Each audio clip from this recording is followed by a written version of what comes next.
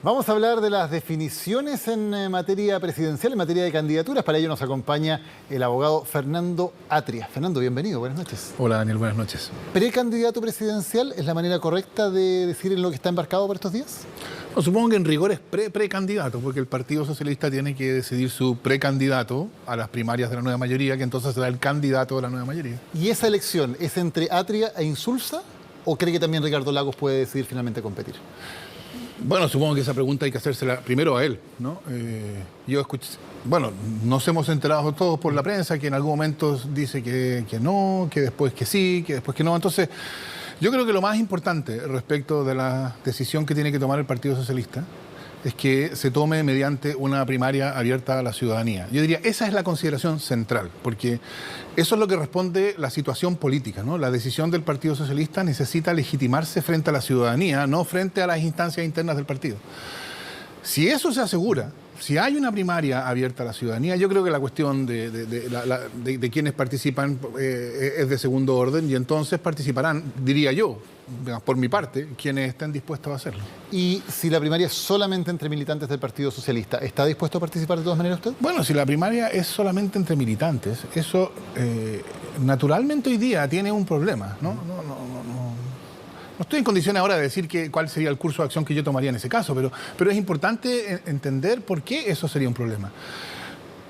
La ley de financiamiento de partidos ha dicho: los padrones de los partidos no son padrones en los cuales se pueda descansar para los efectos de financiar partidos políticos.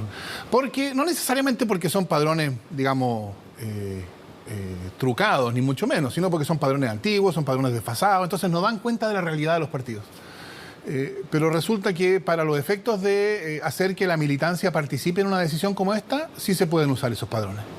Entonces, como que lo importante es la repartición del dinero, y para eso no podemos, pero lo no importante es la participación de la ciudadanía militante. O sea, ¿no tienen legitimidad los padrones como para hacer una elección? Bueno, precisamente ahora los partidos están refichando a sus militantes. Entonces, la cuestión no es si yo opino o alguien opina, si tiene o no. La ley ha dicho, no son padrones en los cuales se pueda descansar cuando importa, que es para la repartición de financiamiento.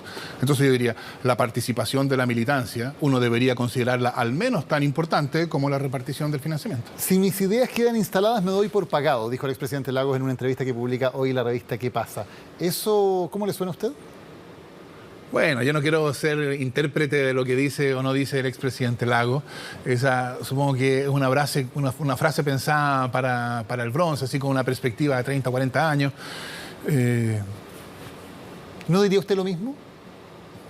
Si sus ideas quedan instaladas, ¿se da usted por pagado o no? Para usted, o sea, lo relevante es ganar.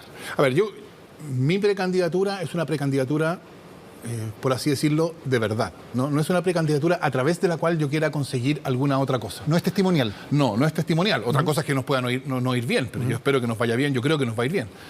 Pero no es de verdad en ese sentido. Ahora, si aquí hay una pregunta profunda sobre cuál es el sentido de que mi precandidatura sea mía, de que Fernando Atria sea el precandidato. Yo creo que en ese sentido esa cuestión es de segundo orden, ¿no? Entonces sí, lo que hoy día, digamos, el proyecto colectivo que mi precandidatura significa se realiza con otra persona. Bueno, esa es una cuestión que no es un problema necesariamente. Pero eso no puede entenderse como que yo esté significando que mi precandidatura es un mero testimonio. Cuando habla de proyecto colectivo, ¿a quiénes se refiere? ¿Quiénes están dentro de ese proyecto colectivo? Porque no es todo el Partido Socialista. Bueno, y de hecho, gran parte de la dirigencia socialista no está en ese proyecto. Bueno, es que los proyectos colectivos son proyectos que se van construyendo. Entonces, inicialmente es un grupo de una corriente de opinión dentro del Partido Socialista que es más bien delimitada, pero empieza a recibir apoyo. Nosotros la semana pasada, si me permiten pasar el aviso en fernandoatria.cl, se abrió la posibilidad de que se inscribieran voluntarios, y se inscribieron una cantidad de, no sé, de 200 voluntarios los primeros 2 días, de los cuales algo así como el 10% eran de la corriente de opinión del partido. Entonces, los proyectos colectivos van, en la medida en que son exitosos, se van ampliando, y la pregunta de quién es precisamente es una pregunta que no tiene una respuesta clara. Este es un proyecto que surge dentro del Partido Socialista inicialmente, de militantes del Partido Socialista, como un proyecto de poner en discusión la posición que el Partido Socialista hoy día ocupa, y es un proyecto que, partiendo de ahí, apela a militantes del Partido Socialista, otros que se han sumado, y también apela a ex militantes del Partido Socialista o personas que no son militantes. Apareció incluso un logo muy parecido, inspirado, decían, en Bernie Sanders, en la candidatura presidencial. ¿Es un espejo en que usted se mira? ¿Es un espejo en que ve una candidatura?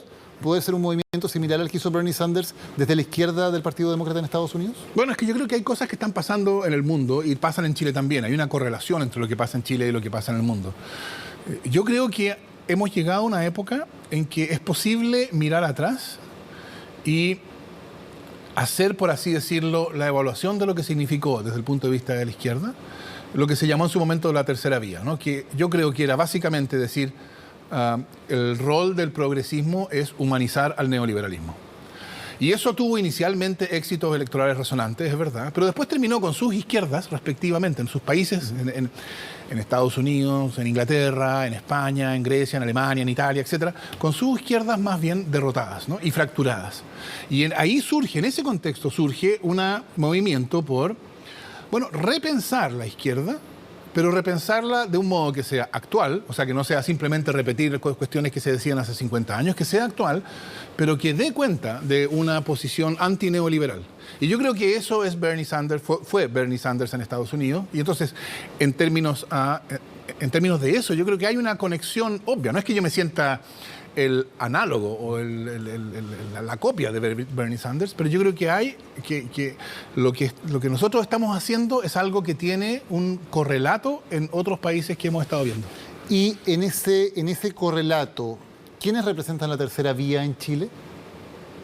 Bueno, ¿Lagos, Insulza son representantes de la tercera vía? yo diría la tercera vía es la manera en que la izquierda dentro de la concertación, y uso concertación y no nueva mayoría, la izquierda dentro de la concertación entendió que debía actuar, que era lo que significaba ser de izquierda en esa época. Ahora, yo no quiero decir que en su momento eso significó traición ni nada parecido, ¿no? Porque es perfectamente razonable decir, o sea, puede decirse que en las condiciones de esas épocas era difícil hacer algo distinto. La pregunta, mucho más que sobre el pasado, la pregunta es sobre hoy día y el futuro, ¿no?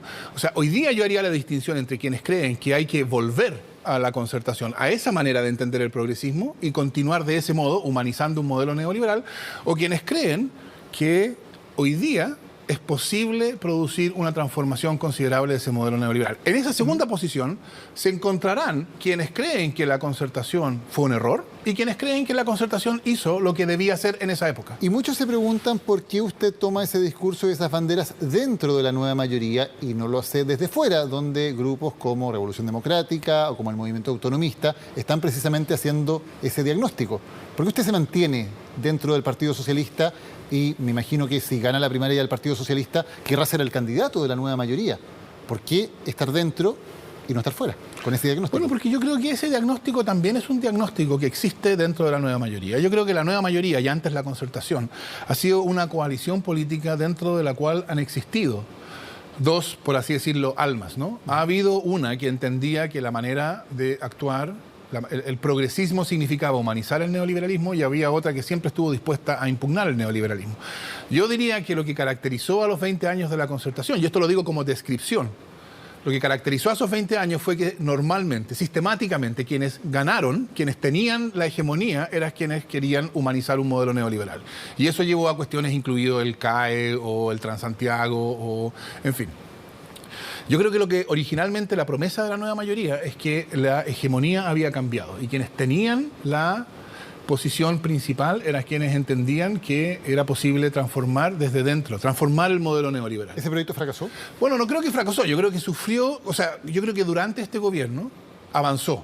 No, o sea, yo creo que no se puede negar que este es el gobierno que ha sido más transformador desde el año 1990. Tampoco se puede negar que esas transformaciones se han hecho, digamos, de un modo que deja bastante que desear, digámoslo así, ¿no? Y entonces yo creo que el hecho de que el gobierno, en parte por la manera poco profesional que en muchos casos hizo las reformas, y en parte por las limitaciones del modo político de la República binominal, que hace imposible las transformaciones profundas, o muy difíciles. Por esas dos razones, el gobierno tiene una baja que, claro, que hoy día pone en cuestión la continuación de una agenda transformadora. Y yo diría, esa es la decisión fundamental que se va a tomar el próximo año. Digamos que usted gana la interna del Partido Socialista, digamos que luego gana las primarias en la nueva mayoría. ¿Se imagina gobernando junto a la Democracia Cristiana en un gobierno de la nueva mayoría o con otro nombre, digamos, pero con esta misma coalición política, o eso sería impensable? No, yo creo que es perfectamente pensable bajo ciertas condiciones o circunstancias. Yo creo que ese es fundamentalmente un problema de la democracia. Pero cristiana. perdón, ¿se imagina gobernando con Mariana Elwin, Bueno, con espérame, Andrés es que- Saldívar, con para- Ignacio Walker? Espérame, es que yo creo que, mire, lo que la izquierda tradicional, ¿no? Durante los 60 decía de la democracia cristiana, era que la democracia cristiana era la derecha disfrazada, ¿no? Que le daban una especie como de aire progresista a lo que era en el fondo una posición de derecha hecha para impedir a la izquierda, para detener a la izquierda. Y la democracia cristiana siempre negó con indignación que ese fuera el caso. Y yo diría que la cuestión está hoy día a ser resuelta por los propios demócratas cristianos, es una decisión de ellos. Si ellos hoy día entienden que la manera de ser, la manera de afirmar la identidad demócrata cristiana es comprometiéndose con la mantención de un modelo neoliberal en educación, en salud, en seguridad social, o sea que esa es la manera actual del comunitarismo de los 60, bueno, es bien difícil, diría yo, tener con ellos un proyecto transformador, pero yo creo que eso sería una mala manera de leer la propia tradición demócrata cristiana. Con una democracia cristiana que leyera su tradición transformadora de una manera distinta, en que pudiéramos converger en una posición antineoliberal, yo creo que no habría problemas para tener acción concertada. Fernando Atria, gracias por habernos acompañado hoy en CNN Prime. Gracias, buenas noches. Buenas noches.